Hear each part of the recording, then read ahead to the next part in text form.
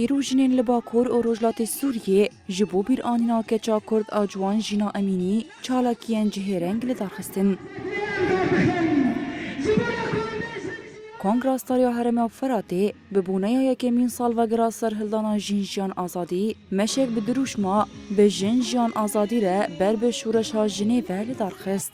مش قضا شهید حقی دست پیکر و به برس کرنا سلوگان جنجیان آزادی لقضا جنا آزاد و گوهرین میتینگه ده میتینگه ده یکمین سال و گراسر هلدانا جنجیان آزادی هات سلاف کرن.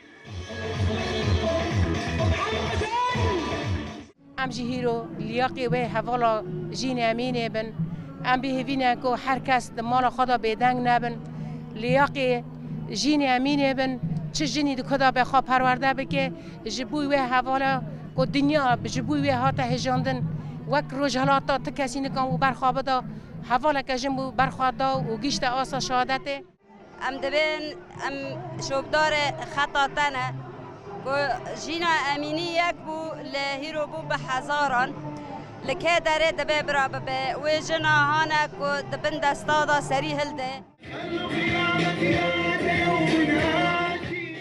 لآلیه کی دنجی رخصتنی جنان لباجار رقایه مشک گرسایی به تفلیبونا جنین ده سازیان ده لدارخست. مش پیشیا آواهیا انجمنا دادا جواکی دست پیکر و لقادا آگر کجه یا باجر و گوهری میتینگه. إشعاع النصر المرأة حياة حرية ده میتینگه ده داخویانی ها داین و تیده ها دست نشان کرن که ده جن لهر ده وره لدجی ظلم و توندیه سری هلدن.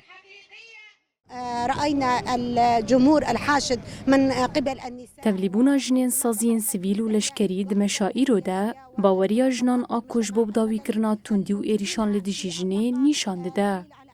سکنا جنان لهمبری ایریش و ذهنیتا پاجورو دیتواهی پلانین جبوش کاندنا وینا جن والا درخینه. المرأة وتريد أن تكسر إرادة المرأة حياة الحرية.